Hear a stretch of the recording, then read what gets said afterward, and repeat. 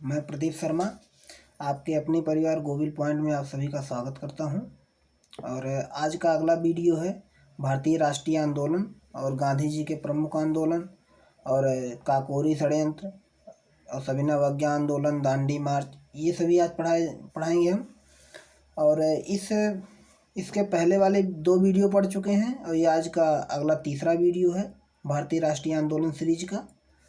तो चलिए, कल हम लोग पढ़े थे कहाँ तक, क्या बोलते हैं, 1920 तक। उसके आगे आज पढ़ते हैं, असहयोग आंदोलन तक हम लोग पढ़ चुके थे। उसके आगे आज शुरू करते हैं और देखते हैं। तो आपको बताया गया था कि मतलब 5 फरवरी 1922 5 फरवरी 1922 को चौरी चौरा कांड हुआ। चौरी चौरा, तो 5 फरवरी 1922 को चौरी चौरा हुआ। और उसके बाद जो है गांधी जी ने असहयोग आंदोलन को वापस ले लिया। 12 फरवरी 1922 को वापस ले लिया। तो असहयोग आंदोलन वहाँ समाप्त हो गया। उसके बाद एक पार्टी बनी, क्या है, स्वराज पार्टी। इसकी स्थापना कब हुई? 1 जनवरी 1923 में। कहाँ हुई? इलाहाबाद में। और किसने किया? तो चित्तरंजन दास, जिसे हम लोग क्या कहते हैं, CR दास के भी नाम से जानते हैं। CR दास या चित्तरंजन दास, इन्हीं का मतलब पूरा नाम चित्तरंजन दास है। और मोतीलाल नेहरू। तो चित्तरंजन दास और मोतीलाल नेहरू के प्रयासों से स्वराज पार्टी की जो है स्थापना हुई। उसके बाद कांग्रेस का बेलगाम का अधिवेशन। बेलगाम कहाँ है? कर्नाटक राज्य में। बेलगाम कर्नाटक राज्य में है। और इसमें प्रमुख क्या है कि गांधी जी एकमात्र जो है कांग्रेस अधिवेशन में अध्यक्ष बने थे, सिर्फ एक बार। ये बहुत पूछा जाता है कि कांग्रेस के अध्यक्ष गांधी जी किस अधिवेशन में थे, तो कब थे? 1924 के बेलगाम अधिवेशन में। और इसके पहले पूछा जाता है कि 1916 आप लोगों ने पढ़ा, लखनऊ अधिवेशन, जिसमें कि कौन बनी, पहली महिला अध्यक्ष कौन बनी थी 1916 के लखनऊ अधिवेशन, 1917 के, 1916 नहीं, 1917 के, गलत बोल दिया, 1917 के लखनऊ कानपुर अधिवेशन में। कब? 1917। इसको हम आपको पढ़ाएंगे अलग से। 1917 में जो कानपुर अधिवेशन हुआ, कानपुर अधिवेशन, इसमें एनी बेसेंट अध्यक्ष बनी थी। Annie Besant. और एनी बेसेंट क्या थी? ये कांग्रेस की पहली महिला अध्यक्ष थी। कौन थी? कांग्रेस की पहली महिला अध्यक्ष। और उसके बाद इसी में 1925 में, इसको हमने लिखा नहीं, आप लोग लिख लीजिएगा, 1925 में जो है 1925 में पहली भारतीय महिला बनी थी। कौन? सरोजिनी नायडू। कौन? सरोजिनी नायडू 1925 के अधिवेशन में पहली भारतीय महिला जो कि क्या हुई, कांग्रेस के अध्यक्ष बनी थी। तो ये कुछ इंपॉर्टेंट पॉइंट थे, आप लोग लिख लीजिएगा। चलिए अगला देखते हैं। 1924, अभी आप लोगों ने पढ़ा बेलगाम अधिवेशन, तो वही उसी वर्ष की बात है। 1924 में सचिंद्र सान्याल ने कानपुर में एक एसोसिएशन बनाया जिसका नाम है हिंदुस्तान रिपब्लिक एसोसिएशन। और इसी हिंदुस्तान रिपब्लिक एसोसिएशन की जो है नाम चेंज किए 4 साल बाद 1928 में भगत सिंह ने। कहाँ चेंज किया? दिल्ली में फिरोज शाह कोटला, जो कि आज वर्तमान में एक स्टेडियम है, फिरोज शाह कोटला। तो भगत सिंह ने इसका नाम क्या कर दिया 1928 में? Hindustan socialist Republic association. क्या रखा? ये पूछा जाता है कि हिंदुस्तान रिपब्लिक एसोसिएशन को किसने मतलब स्थापित किया, तो सचिंद्र सान्याल ने।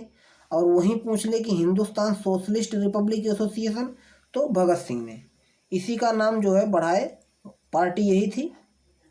चलिए आगे देखते हैं। आगे है काकोरी ट्रेन एक्शन, जिसका पुराना नाम हुआ करता था काकोरी ट्रेन डकैती, और योगी जी ने इसका नाम चेंज कर दिया और इसको रख दिया काकोरी ट्रेन एक्शन। तो ये कब हुआ था? 9 अगस्त 1925। डेट बहुत इंपॉर्टेंट है, बहुत पूछी जाती है।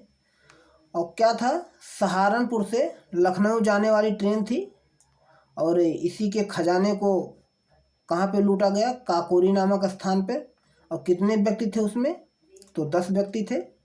10 व्यक्तियों ने मिलके जो है इस ट्रेन के खजाने को लूट लिया। और उन 10 में से कुछ लोग प्रमुख हैं, जैसे हैं राम प्रसाद बिस्मिल जी, राजेंद्र लाहिड़ी और रोशन सिंह। और इन तीनों लोगों को इस काम में जो है इसके लिए इनको दंड मिला। और दंड क्या मिला, दंड मिला कि 1927 में इन लोगों को क्या हो गई, फांसी हो गई। और एक और थे उनके साथ में, राम प्रसाद बिस्मिल, राजेंद्र लाहिड़ी, रोशन सिंह और अशफाक उल्ला खां, ये भी इन लोगों के साथ में थे, इनको भी फांसी हुई थी। इन चारों लोगों को दंड मिला फांसी की। और अशफाक उल्ला खां के बारे में कहा जाता है कि ये संभवतः पहले भारतीय क्रांतिकारी मुसलमान थे जो कि देश की आज़ादी में जो है फांसी के फंदे पर लटक गए। तो ये भी एक पॉइंट है, थोड़ा याद रखिएगा। और राम प्रसाद बिस्मिल जी जब फांसी पे, मतलब जब ऐसा कहा गया है कि जब ये फांसी पे इनको जब चढ़ाया जा रहा था तो इन्होंने एक वाक्य दिया था कि मैं राज्य के पतन की इच्छा करता हूँ, और यही कहते हुए जो है फांसी के फंदे पर चढ़े गए। चलिए आगे है साइमन कमीशन। क्या है, साइमन कमीशन। साइमन कमीशन को अन्य नाम से क्या जाना जाता है, व्हाइट मैन कमीशन। ये व्हाइट मैन का मतलब क्या है, अब जैसे कि अंग्रेज का शासन था तो अंग्रेज गोरे थे, तो उन गोरे के लिए जो है गोरे आदमी का कमीशन था, तो व्हाइट मैन कमीशन इसका नाम रखा गया। इसमें क्या है, इसमें 7 ब्रिटिश सांसदों का समूह था, अर्थात 7 लोग थे। इस कमीशन में कितने लोग थे, 7 लोग। और गठन कब हुआ इसका, इसका गठन हुआ 8 नवंबर 1927 को।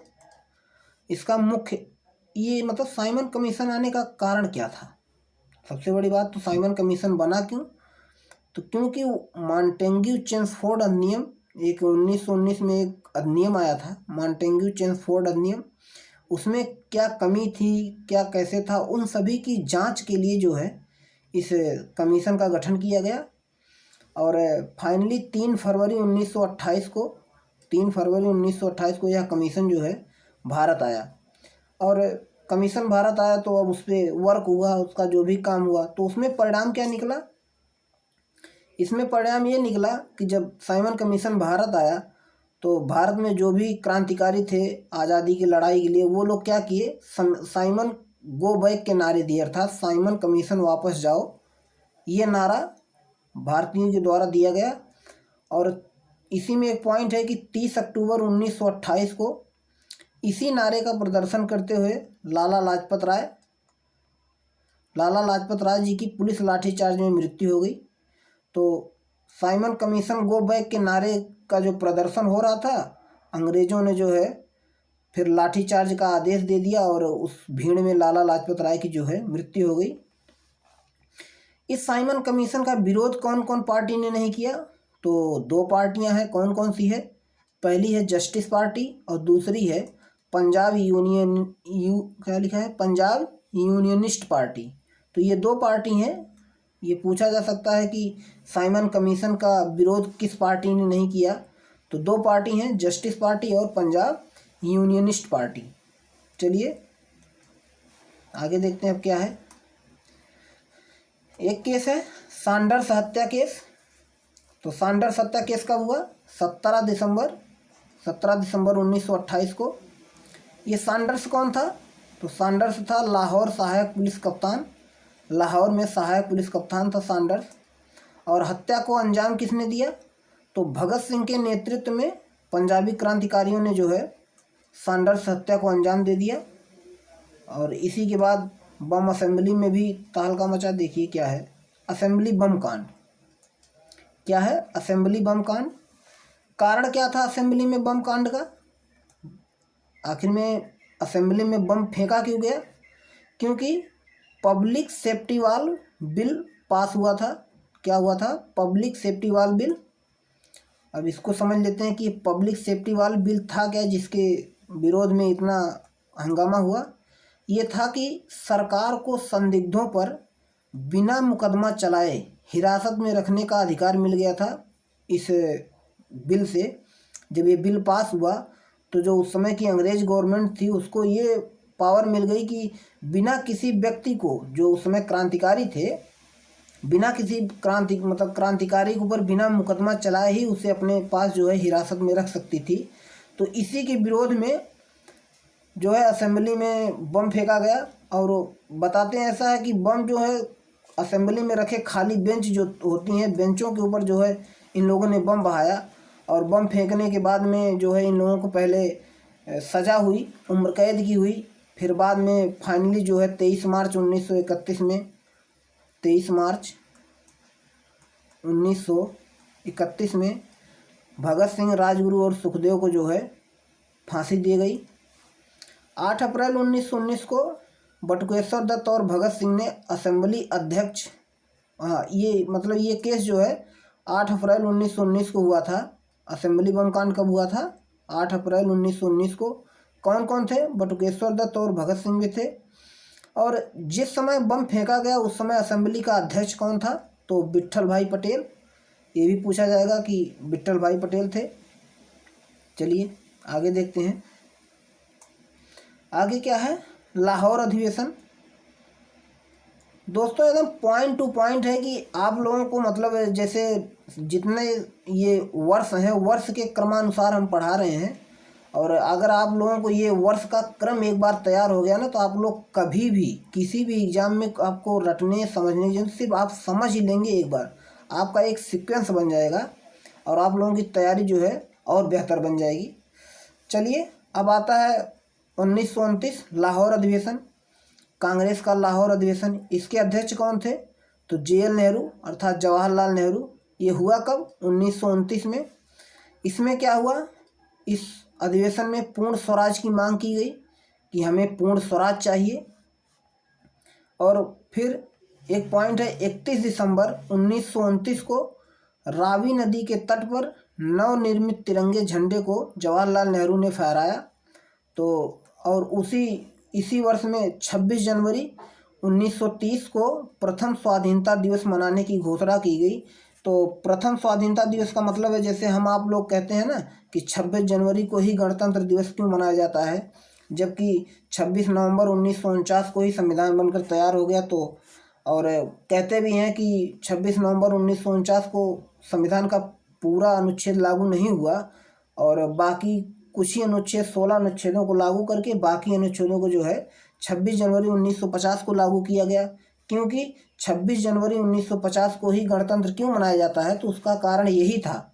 क्या था?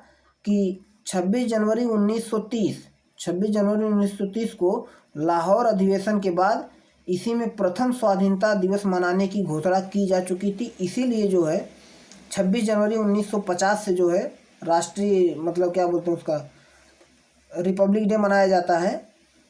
26 जनवरी 1930 से ही इसका जो है कार्यक्रम शुरू हो गया था। चलिए आगे चलते हैं। अगला क्या है? दांडी यात्रा। एक नमक कर के विरोध में। ये नमक कर था क्या? अंग्रेज कहते थे कि भारतीय नमक नहीं बनाएंगे और हम नमक बना के देंगे, आपको जो है उसको खरीदना पड़ेगा। नमक कर यही था। तो ये दांडी मार्च शुरू कब हुआ? 12 मार्च 1930 से। और चला कब तक? तो ये चला 6 अप्रैल 1930 तक। और शुरू कहाँ से हुआ? साबरमती आश्रम से। और साबरमती आश्रम से शुरू करके ये लोग कहाँ तक गए? दांडी तक। हमने ये अच्छे से पूरा क्रॉस लगा रखा है कि कहाँ तक आए? दांडी तक। और कितने दूरी तय की इन्होंने? तो 322 किलोमीटर। कितने दिनों में तय किए? 24 दिनों में। और ये अभी हाल ही में पूछा गया था कि दांडी मार्च जो है कहाँ से शुरू हुआ था, तो वो साबरमती आश्रम से। एग्जाम में पूछा हुआ सवाल है, साबरमती आश्रम में शुरू हुआ था। तो ये अगर आपके दिमाग में ये फिगर बैठ जाएगी तो आप कभी नहीं भूलोगे। अगर ये फिगर आप लोगों के दिमाग में एक बार बैठ गई तो इसको कभी नहीं भूलोगे कि 12 मार्च 1930 से चला 6 अप्रैल 1930 तक। 322 किलोमीटर की दूरी थी। साबरमती आश्रम से शुरू हुआ, 24 दिनों बाद अर्थात 6 अप्रैल दांडी पहुँचे। इसमें सहयोगी कौन कौन थे? तो गांधी जी तो खुद ही थे और उनके जो है 79 समर्थकों ने इस दांडी यात्रा को शुरू किया। परिणाम क्या निकला? नमक कानून तोड़ा गया, नमक कानून का विरोध हुआ, नमक कानून खत्म हुआ तथा सविनय अवज्ञा आंदोलन यहीं से शुरू हो गई। सविनय अवज्ञा का मतलब क्या था? गांधी जी कहते थे कि देखिए भैया अंग्रेज, यदि आप लोग हमसे कुछ कहेंगे तो हम हाथ जोड़कर कह देंगे कि भैया हम इस बात को नहीं मानेंगे। सविनय अवज्ञा का मतलब यही है कि एकदम विनय के साथ हम आपकी बात को नकार देंगे, हम आपके साथ दुष्टपना भी नहीं करेंगे और हम हाथ जोड़ के आपकी बात को नकार देंगे। यही था सविनय अवज्ञा आंदोलन और ये चला भी खूब। जैसे असहयोग था कुछ उसी प्रकार से ये भी था कि हम आपका सहयोग नहीं करेंगे, और सविनय अवज्ञा का मतलब है कि हम आपकी बात को ही नहीं मानेंगे। तो दोनों का मतलब कुछ एक सेम ही था। चलिए आगे चलते हैं। गांधी इरविन समझौता, जिसका अन्य नाम भी है, उसे हम दिल्ली समझौते के नाम से भी जानते हैं। गांधी इरविन समझौता ये कब हुआ? तो 4 मार्च 1931 को गांधी इरविन समझौता, 4 मार्च 1931। इसका परिणाम क्या निकला? अभी जो सविनय अवज्ञा आंदोलन शुरू हुआ था, गांधी जी ने इस समझौते के बाद में सविनय अवज्ञा आंदोलन को स्थगित कर दिया। ये सविनय अवज्ञा आंदोलन स्थगित कब हो गया? गांधी इरविन समझौते के बाद। चलिए की पॉइंट्स है अभी आप लोगों को जो बताया था मैं कि 23 मार्च 1931 को असेंबली बम कांड में भगत सिंह, राजगुरु और सुखदेव को फांसी हो गई। तो सैंडर्स की हत्या तो हुई थी, लेकिन जो है इन लोगों को फांसी हुई असेंबली बम कांड के लिए। तो ये बहुत पूछा जाता है कि राजगुरु, सुखदेव और भगत सिंह को फांसी किस केस के लिए हुई थी? तो ये असेंबली बम कांड था, जबकि सैंडर्स हत्या भी हुई थी लेकिन उसके लिए नहीं मिला। अच्छा, गांधी इरविन समझौता है तो इसका कारण क्या था? ये समझौता होने का कारण क्या था? तो कारण था इंग्लैंड में चल रहे गोलमेज सम्मेलन में गांधी जी को बुलाना। इंग्लैंड में गोलमेज सम्मेलन चल रहा था, तो उसी में गांधी जी को बुलाने के लिए इरविन ने क्या किया? इरविन ने एक समझौते का प्रस्ताव किया कि गांधी जी से कुछ समझौता करना, गांधी जी को मनाना है कि वो इंग्लैंड जाएं, क्योंकि इंग्लैंड से उसके ऊपर दबाव पड़ रहा था कि गांधी जी को भेजो। तो उसी के लिए जो है इरविन जो है तैयार हो गया गांधी जी समझौता करने के लिए, और गांधी जी भी जो है समझौते में मान गए और परिणाम में क्या किया? उन्होंने सविनय अवज्ञा आंदोलन बंद कर दिया। चलिए आगे देखते हैं। फिर आता है कराची अधिवेशन।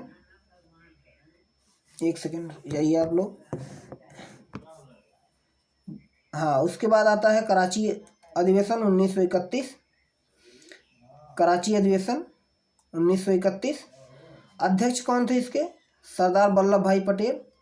और ये हुआ कब? 1931 में। कराची अधिवेशन 1931 में हुआ, कांग्रेस का कराची अधिवेशन। इसमें क्या क्या हुआ? इसमें हुआ मूल अधिकारों की मांग पहली बार जवाहरलाल नेहरू ने की।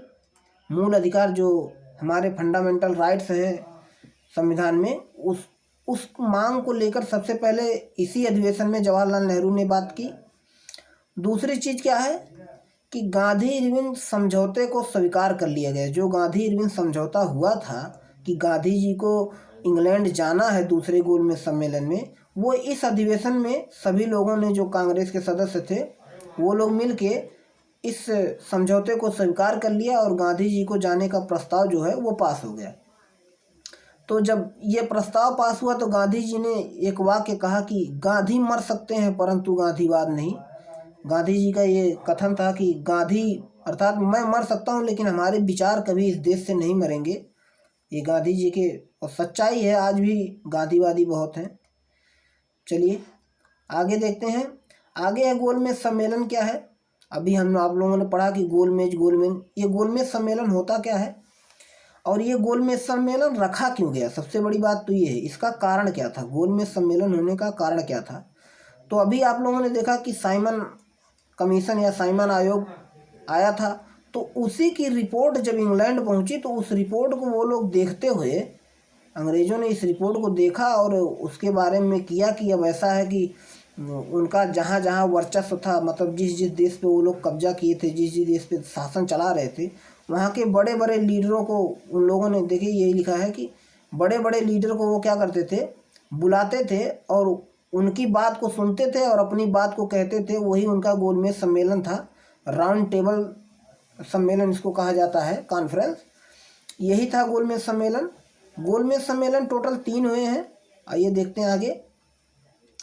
गोलमेज सम्मेलन टोटल 3 गोलमेज सम्मेलन हुए हैं। पहला गोलमेज सम्मेलन कब हुआ? 12 नवंबर 1930 को। और दूसरा गोलमेज सम्मेलन 7 सितंबर 1931। और तीसरा गोलमेज सम्मेलन हुआ 17 नवंबर 1932 को। ये 3 गोलमेज सम्मेलन हुए। और तीनों गोलमेज सम्मेलन में पूछा जाता है कि तीनों गोलमेज सम्मेलन में जो इंग्लैंड का प्रधानमंत्री कौन था, तो जेम्स मैकडोनाल्ड या रैमजे मैकडोनाल्ड इसे कहा जाता है। तीनों गोलमेज सम्मेलन में मैकडोनाल्ड क्या था? इंग्लैंड का पीएम था। और पॉइंट है कि तीनों गोलमेज सम्मेलन में भारतीय कौन कौन थे जिन्होंने भाग लिया, तो वो पहले थे BR अम्बेडकर और तेज बहादुर सप्रू। भीमराव अम्बेडकर और तेज बहादुर सप्रू, ये दोनों लोग ऐसे व्यक्ति हैं जो कि तीनों गोलमेज सम्मेलन में भाग लिए। और एक पॉइंट ये है कि BR अम्बेडकर जो है मुल्तान जहाज से गए थे गोलमेज सम्मेलन में भाग लेने के लिए। और गांधी जी जो है राजपुताना जहाज से गए थे। और अभी आप लोगों ने जो है पढ़ा कि द्वितीय गोलमेज सम्मेलन गांधी इरविन समझौता हुआ भी था, इसीलिए क्योंकि गांधी जी दूसरी गोलमेज सम्मेलन में गए। और एक ही बार गांधी जी गए हैं, कौन से में? दूसरी बार में। और तीनों में कौन कौन गए हैं? BR अम्बेडकर और तेज बहादुर सप्रू। और एक पॉइंट ये है कि गांधी जी को अर्धनग्न फकीर किसने कहा? तो विंस्टन चर्चिल ने। ये तो आप लोग जानते ही होंगे कि गांधी जी को अर्धनग्न फकीर किसने कहा? विंस्टन चर्चिल ने। चलिए दोस्तों, आज का वीडियो यहीं तक है। अब अगला पार्ट जो है कल आएगा आप लोगों के सामने, अगले दिन। और अगर ये आप लोगों को एकदम मतलब क्या है कि आप लोगों को जो है वार्षिक क्रम के अनुसार पढ़ाया जा रहा है, जैसे कि वर्ष टू वर्ष एक सीक्वेंस बनाने के हम सोच रहे हैं कि आपके दिमाग में एक वर्ष का सीक्वेंस अगर फिगर बैठ गया तो आप कभी नहीं भूलोगे कि हाँ इसके बाद ये हुआ था, इसके बाद ये हुआ था। ये चीज़ अगर आपके दिमाग में एक बार क्रम से बैठ गई ना, तो फिर आपको भूलने की बीमारी जो है वो कभी आएगी ही नहीं। चलिए, आप लोगों को यदि वीडियो पसंद आया हो तो प्लीज़ लाइक करिए, शेयर करिए। हाँ, और हमारे चैनल को सब्सक्राइब करिए ताकि ऐसी वीडियो आप सभी तक पहुंच सके। चलिए, नमस्कार।